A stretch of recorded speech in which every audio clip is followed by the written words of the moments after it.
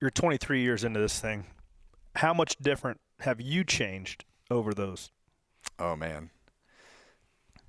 When I look back at RCR and everything that happened in the beginning, so I went to RCR and it was, okay, we're going to build 2 Xfinity teams. Every team, everything about those teams was built from scratch from the very beginning, just like the 4-car was when I went to Stewart-Haas Racing. I knew every guy in the shop. We ate together, we raced together, we tested together, we flew together, we drove together, we went and did things outside of racing together.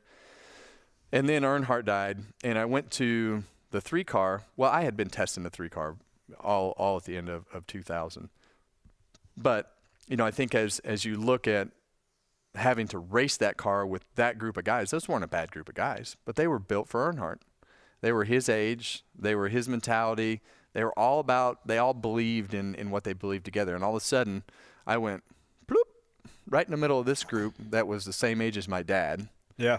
And all the guys that I had come with, through the Busch ranks were not a part of it.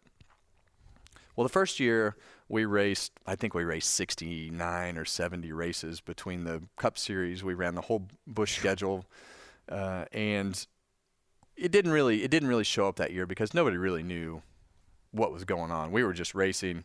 Nobody was going to say anything about anything because we just wanted RCR to survive. Well, in 2002, we showed up and we weren't running good.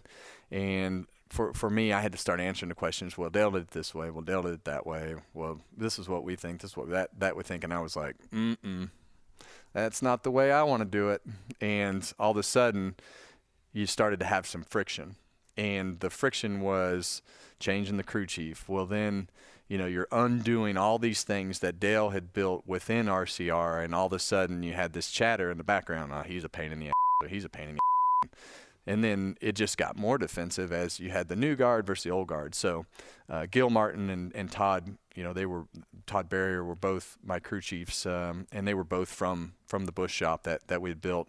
And slowly a lot of the people kind of migrated differently. But I think for me, if I could go back and do all that again, you could probably could have made that whole situation way better by being the communicator and understanding things the way that you understand them now.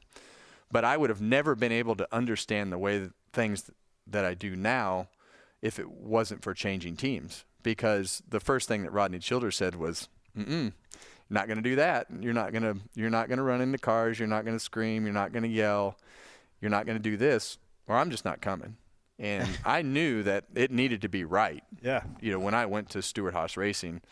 So he was really big in saying, hey man, you need to just, I know who you are because it took me a year or so, maybe longer than that, to convince him to come to Stewart-Haas Racing.